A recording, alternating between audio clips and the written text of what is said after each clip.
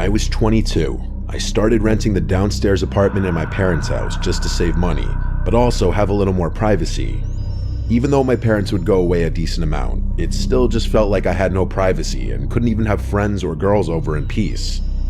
The downstairs apartment is separated by a lockable door in the stairway. It was an open layout down there, with the mini kitchen being a part of the living room area. There was then my bedroom, bathroom, and laundry room down the hall, and a side entrance through the living room. This happened on a weekend that my parents were away, so I could be as loud as I wanted. I had my friends Anthony and Jay over just to shoot the shit and have a couple drinks on the couch watching the hockey game. Since my parents weren't home, we were blasting music as we chilled. I wouldn't say I got drunk, but I definitely got a buzz going by the end of the game. I would keep the door between my apartment and the upstairs unlocked when my parents were gone, since I didn't have to worry about them randomly coming down. I kept the drinks in the fridge upstairs since it was bigger and quite literally just worked better. Since my friends drove and had been drinking, both of them decided to crash at my place for the night. The couch down there was massive. It could easily sleep 3 people if they laid down the correct way. So after a pretty long night of drinking, I said goodnight and went to my room to go to sleep. I found myself waking up in my bed a few hours later. It was still the middle of the night, or early morning hours. I immediately heard what most likely woke me up. I heard footsteps from upstairs. Someone was walking around up there. It was a pretty natural assumption that it was Anthony or Jay going upstairs to check my parents' fridge for cold water or something, so I didn't let it bother me. I closed my eyes again, only to hear something else just a couple minutes later. The sound of my bedroom doorknob. Someone tried twisting it, but it was locked. I always lock my bedroom door, it's just a force of habit. I wondered why either of them were trying to come in, but I was tired and figured if I just didn't say anything and pretended to be asleep, they'd go back to sleep themselves. Maybe it sounds weird, but I just didn't have the energy to be bothered at all, and it worked. I fell asleep shortly after that. When I woke up the next morning, Anthony was already gone, but Jay was still asleep on the couch. When he heard me open the fridge door, he slowly started moving around and rubbing his eyes. I asked him if he was trying to come into my room last night, and he said no, he didn't think so, but that he didn't remember because he got pretty drunk. He and I went to a nearby deli to get some bacon, egg, and cheeses and coffee, and then we ate them in my backyard. He left not long after that, and I pretty much went about my day as usual. I didn't ask Anthony if he tried coming into my room because honestly I didn't care that much about it. It really wasn't a huge deal. I think I spent most of that Saturday out of the house doing stuff with other friends. I got back home pretty late at night, but not really intoxicated because that day was more of a marathon, and by then I'd sobered up. I was beat though, so I had a snack, washed up, and went straight to bed. When I say went to bed, I actually mean I crawled into bed and watched like an hour of something on TV. After I turned off the TV, right away, I heard it. Creaks and thumps from above, almost sounding like footsteps similar to the night before, directly overhead in the kitchen upstairs. I had to really focus and listen, but the sound stopped.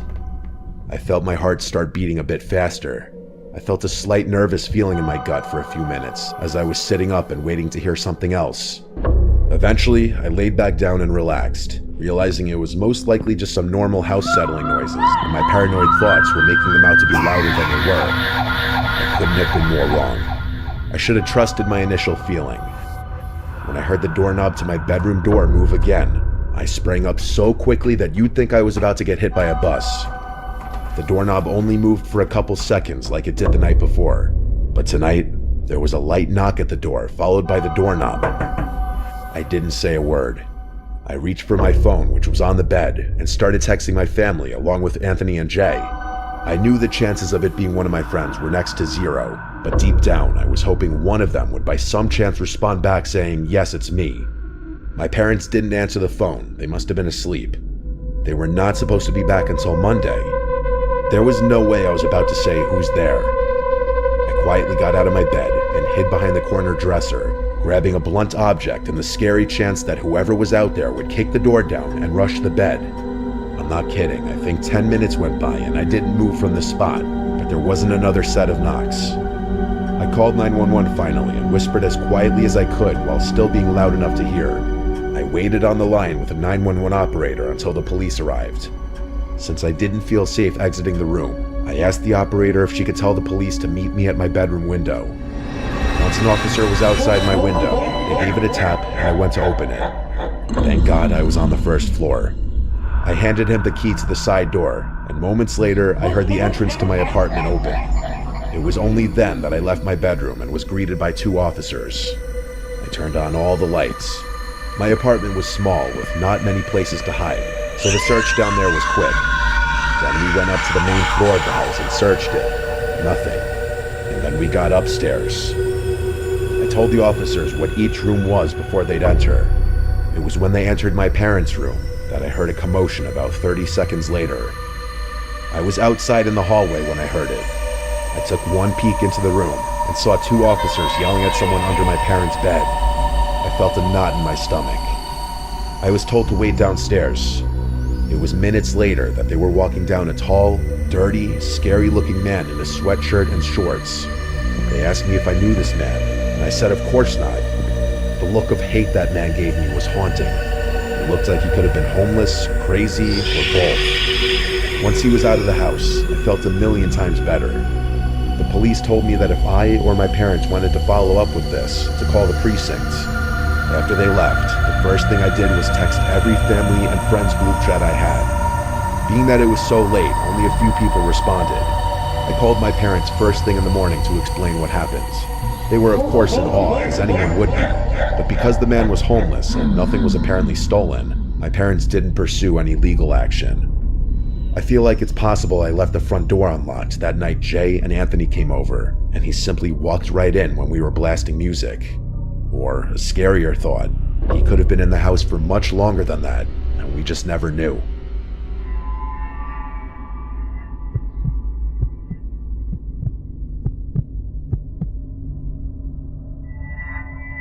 I've always loved the quiet. I moved up to this little cabin in rural upstate New York about 5 years ago, away from the chaos of the city. The place is big, secluded, and the woods stretch out far beyond my property. The nearest neighbor is miles away, and the only sounds you can hear are the wind in the trees and the occasional bird chirping in the distance. It's peaceful, and that's how I like it. Fishing is my thing. I spend most of my time on the lake that sits just behind my house. It's the perfect place to escape everything. I don't mind being alone. Hell, I enjoy it. The cabin has a huge deck that looks out over the woods.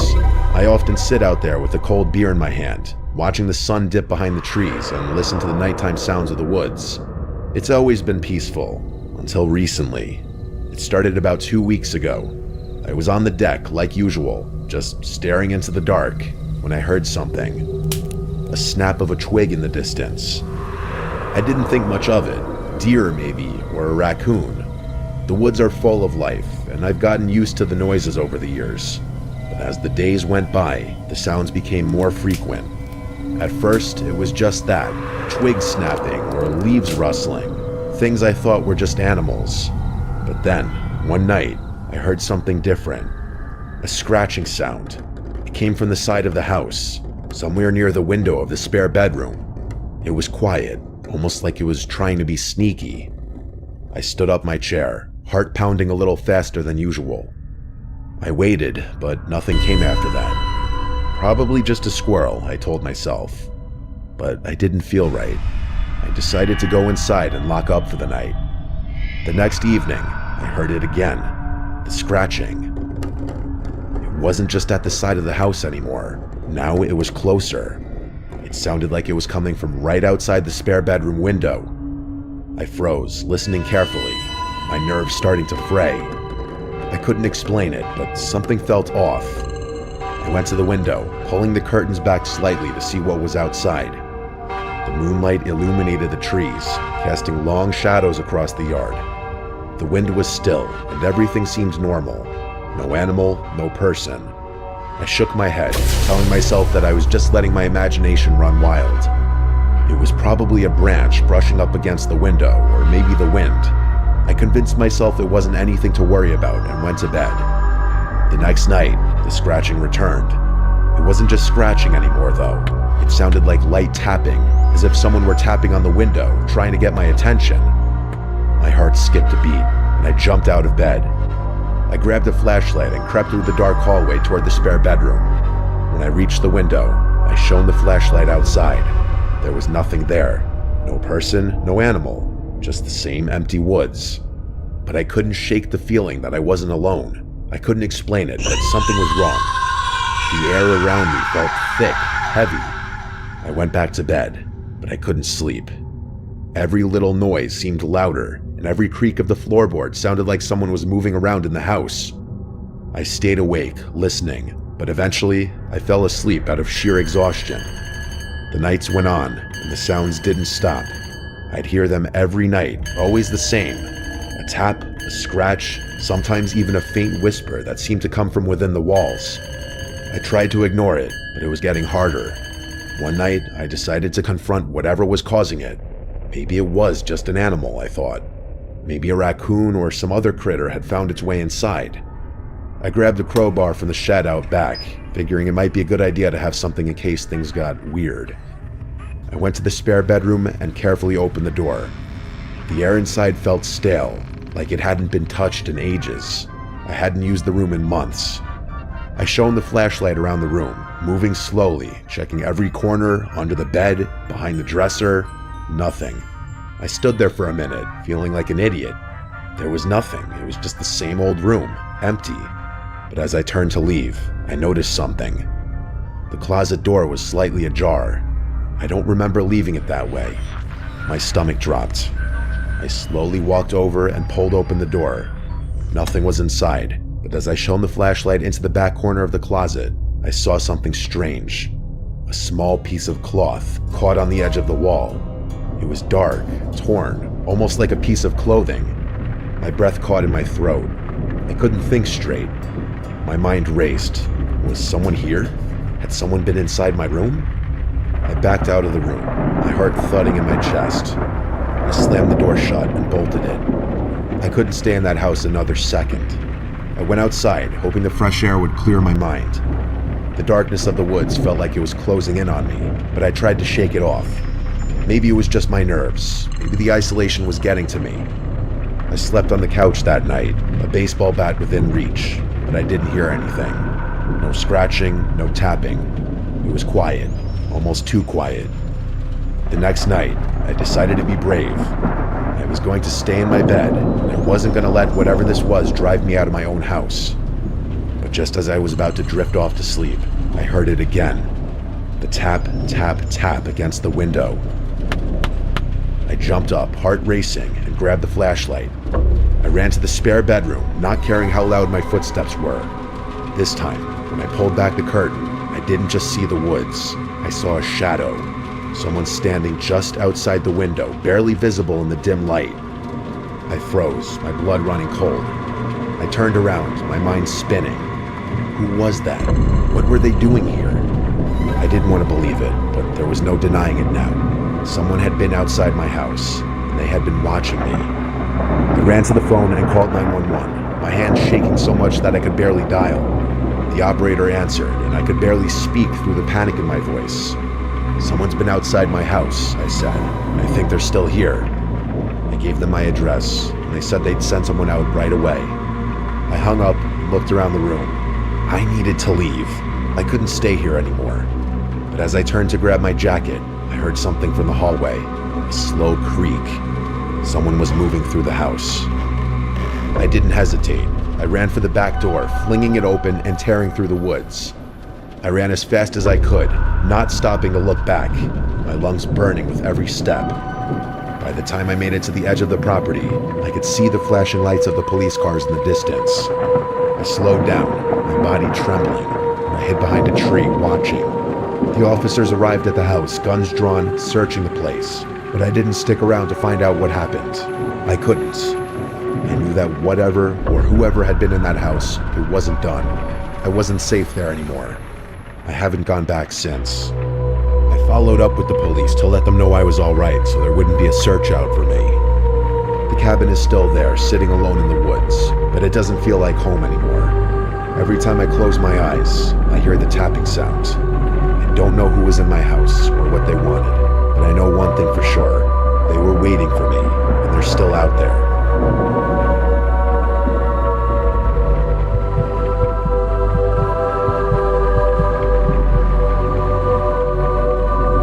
This happened when I was about 15 years old, back in 2008. My parents went out to the casino for the night, so it was just me and my dog Abby home alone. It was about 11 at night. I was up messaging some friends on Instant Messenger and watching YouTube videos. As I was typing and chatting away, I heard Abby barking at something in the living room. I figured it might be my parents getting home and just waited. After about a minute or so of more barking and no sound of the door opening, I got up and went into the living room to check it out. Abby was facing the windows that looked out onto our driveway, still barking. I couldn't really see out of the windows because the lights were off outside, and it was really dark. I peered through the window and saw only the one car in our driveway, so I knew my parents hadn't come home yet. I chalked it up to Abby possibly hearing a neighbor's car door slam shut, or a particularly loud car driving by, as we lived on a main road with lots of noise, even late at night. I went back to messaging my friends, but over the next 5 minutes, I kept feeling like I was hearing noises around my house. Abby would stop and start barking again at different intervals. I was about to get up to calm her down, and I could have sworn I heard a knock or a rustling sound at the living room door. I got up and slowly made my way back into the living room to look through the windows again. Nothing. I was starting to get a little nervous and was too scared to look into the peephole in case some crazy face was staring back at me. I double-checked to make sure the door was locked and was about to leave the room when the sound of knocking suddenly came from the side door of the house. My heart fluttered. I didn't know what to think. Like, did my parents get locked out and they were trying to get in? Was someone trying to break in? Was there more than one person? I barely had time to register those thoughts when I heard the sound of the doorknob from downstairs being shimmied with, like someone was trying to open it. Our basement was essentially under the house, with the entrance being pretty hidden. To get to that door, you had to walk around the entire house into our backyard and go under the deck. You'd either need to already know the door was there, or be really determined to find a way in. Abby was whimpering and barking louder than ever, running from room to room trying to locate the threat. It felt like the whole house was surrounded. The noises from the basement grew louder, and it almost sounded like whoever it was had managed to get it open, because suddenly, the noise stopped. My heart sank. I stopped breathing, standing frozen in the silence, just waiting for the next sound. Then, quick as a whip, Abby flew down the stairs and started growling maniacally at whatever was down there. Abby was a good-natured black lab who had never heard a fly, but in this moment, I had never heard her sound more threatening. It felt like I was frozen in place for minutes.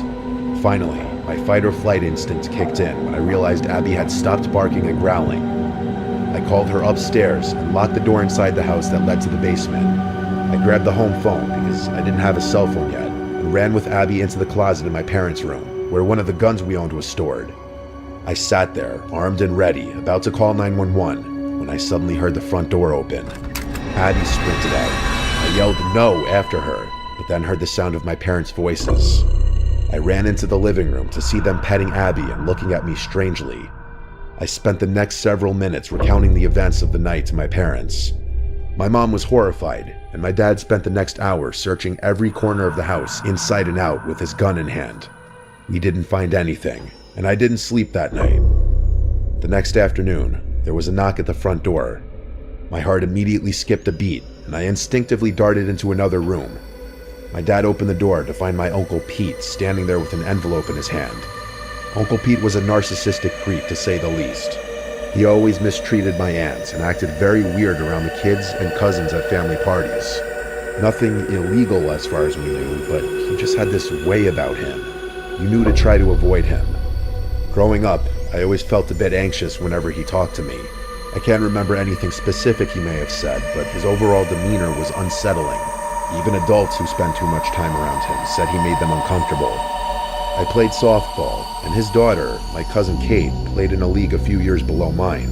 I loved my cousin and always felt bad for her, having such a creepy dad, so I would often give her tips or help out her team with pitching and fielding lessons. My mom and I eavesdropped from another room and overheard Uncle Pete say something like, "I tried to stop by last night to drop it off, but no one was home, I guess." I couldn't hear much else, but shortly after, I heard my dad slam the door shut. My mom and I peeked out and asked what happened. My dad, his face quivering with anger, said that apparently Uncle Pete had been the one stomping around the house last night trying to get inside. He handed me the envelope, and I opened it to find a card with a gift card inside, thanking me for helping his daughter with softball lessons. A night of panic and terror, all at the hands of my creepy uncle. My dad had threatened him during the conversation at our front door, and after that, I never really spent time with him again. When I think about this story now, I'm at least glad I found out who was behind the incident. Otherwise, I might have spent years wondering if it had been burglars, a ghost, or something else. I'm thankful Abby was there to protect me. She most certainly scared him off when he was trying to get in through the basement. But even so, I'm still left with so many questions. What the hell was he thinking? Why did he need to drop that card off so late at night? Why didn't he get the hint that we weren't home when no one answered the front door? Why wouldn't he try calling the house to see if we were home? And worst of all, what would have happened had he gotten inside?